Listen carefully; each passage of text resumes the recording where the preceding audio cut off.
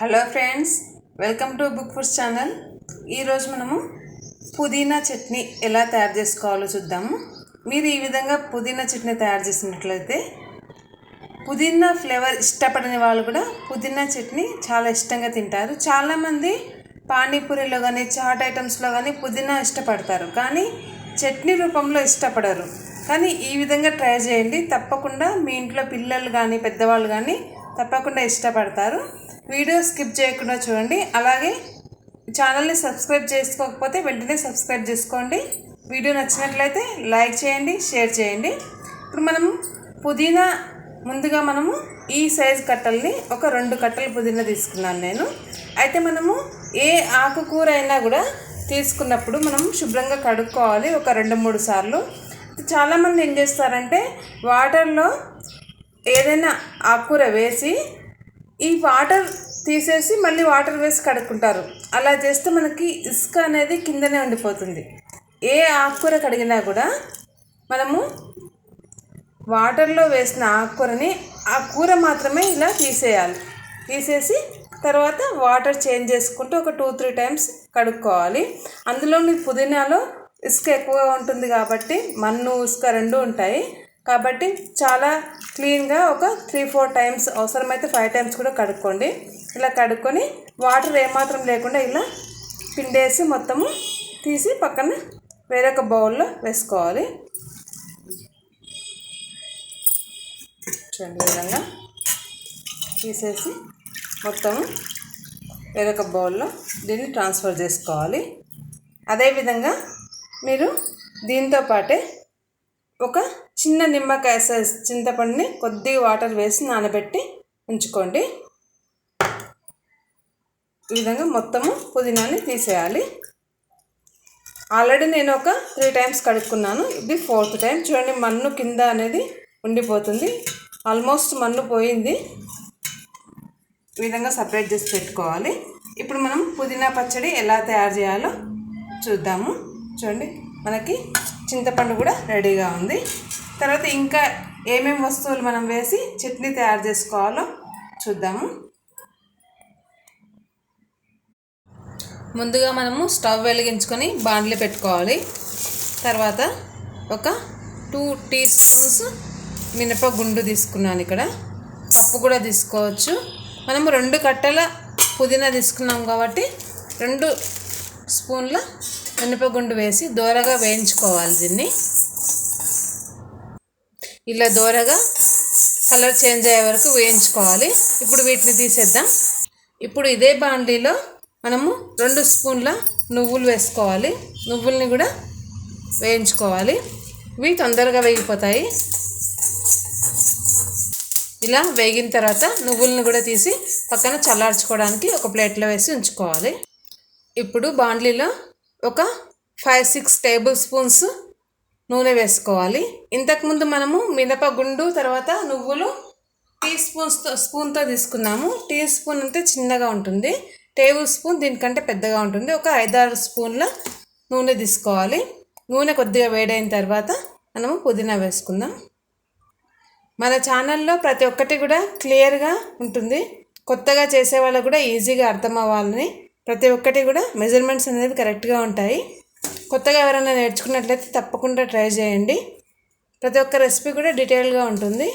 చూడండి, ఇప్పుడు నూనె వేడైంది. ఇప్పుడు మనము దీంట్లో పుదీనా వేసుకుందాం.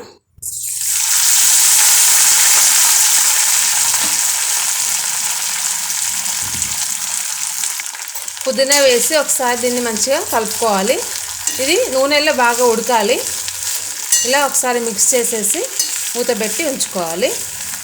అయితే ఈ పుదీనా చట్నీ మనము అన్నంతో పాటుగా ఇంకా రకరకాలుగా యూజ్ చేసుకోవచ్చు. అవేంటో మీకు చివరిలో చెప్తాను, వీడియో స్కిప్ చేయకుండా చూడండి. ఇప్పుడు దీనిలో కాస్త పసుపు, రుచికి సరిపడా ఉప్పు వేసుకోవాలి. వేసుకొని మూత పెట్టి ఉంచుకోవాలి. ఒకసారి కలిపేసి మూత పెట్టాలి. ఈ ఉప్పు వేయడం వల్ల దాని నుంచి నీరు ఊరుతుంది కదా, అదే ఈ పుదీనా ఉడకడానికి సరిపోతుంది. మనం దీంట్లో మళ్ళీ ఎలాంటి వాటర్ యాడ్ చేయకూడదు. ఇలా చేస్తే మనకి ఈ చట్నీ 6 days వరకు నిల్వ ఉంటుంది మంచిగా. ఇప్పుడు దీన్ని మూత పెట్టించుదాం. ఇప్పుడు మూత తీసి చూద్దాం. చూడండి, పుదీనా ఉడుకుతుంది మంచిగా. మనకి ఉప్పు వేయడం వల్ల ఈ నీరు అనేది వచ్చింది, మంచిగా ఉడికింది. ఇలాగే ఇంకొక 2 minutes ఉడికించుకోవాలి. ఇప్పుడు మనము దీంట్లో కారం వేసుకోవాలి. మనకు రుచికి సరిపడా కారం వేసుకోవాలి.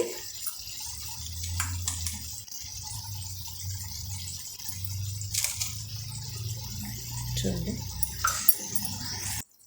2 minutes తర్వాత చూడండి మనం వేసిన నూనె అంతా కూడా సైడ్స్కి వస్తుంది. ఇప్పుడు ఈ స్టేజ్లో మనం ఒక చిన్న ముక్క బెల్లం వేసుకోవాలి. బెల్లం వేస్తే చాలా రుచి వస్తుంది ఈ చట్నీకి. చూడండి, తప్పకుండా ట్రై చేయండి. ఇష్టపడిన వాళ్ళు వేసుకోకండి, కానీ బెల్లం వేస్తేనే ఈ చట్నీ మంచి రుచి వస్తుంది. ఇది బెల్లం కరిగే వరకు ఒక 1-2 minutes ఇలాగే ఉడికించుకోవాలి.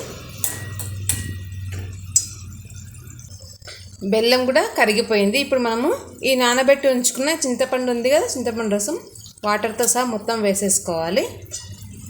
దీనికి ఉప్పు, పులుపు, కారం కరెక్ట్గా పడితేనే మనకి 6 days వరకు నిల్వ ఉంటుంది. ఫ్రిడ్జ్లో పెట్టుకుంటే 6 days ఉంటుంది. మీరు మామూలుగా బయట పెట్టుకుంటే 3 days ఉంటుంది. వర్షాకాలంలో అలా అయితే, సమ్మర్లో అయితే 2 days వరకు ఉండొచ్చు. చూడండి, ఇలా కలిపేసి స్టవ్ ఆఫ్ చేసేసుకొని దీన్ని పూర్తిగా కంప్లీట్గా చల్లార్చుకోవాలి. ఇది ఇప్పుడు మనకు పూర్తిగా చల్లారిపోయింది.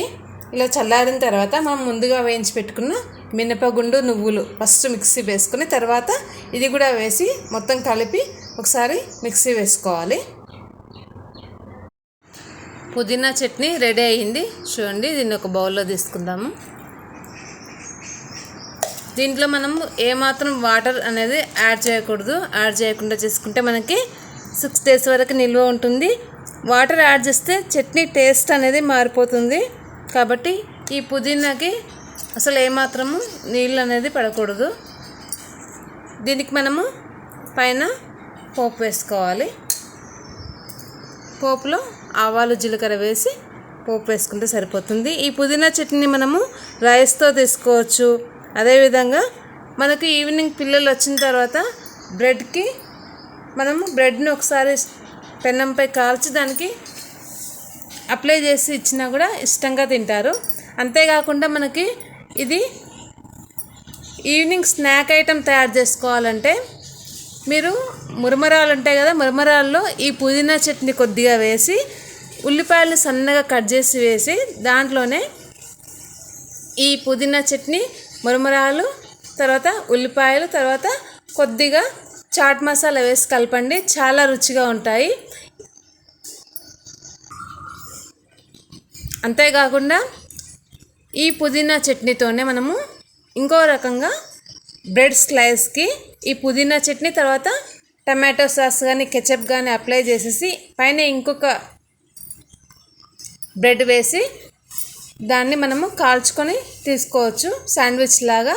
దాంట్లో ఉల్లిపాయలు కూడా వేసుకోవచ్చు కావాలనుకుంటే. ఈ విధంగా మనం పుదీనా చట్నీని అనేక రకాలుగా ఉపయోగించుకోవచ్చు. రైస్తో కాకుండా అనేక రకాలుగా ఉపయోగించుకోవడానికి మనకి ఇది ఉపయోగపడుతుంది. ఇది ఒకటి ఉంటే మనకి ఈవినింగ్ పిల్లలు వచ్చినప్పుడు మనకి స్నాక్ తొందరగా రెడీ అయిపోతుంది. రైస్లోకి కూడా చాలా బాగుంటుంది. తప్పకుండా ట్రై చేయండి. మీకు ఈ వీడియో నచ్చినట్లయితే తప్పకుండా లైక్, షేర్, ఇంకా సబ్స్క్రైబ్ చేసుకోండి. Thank you for watching.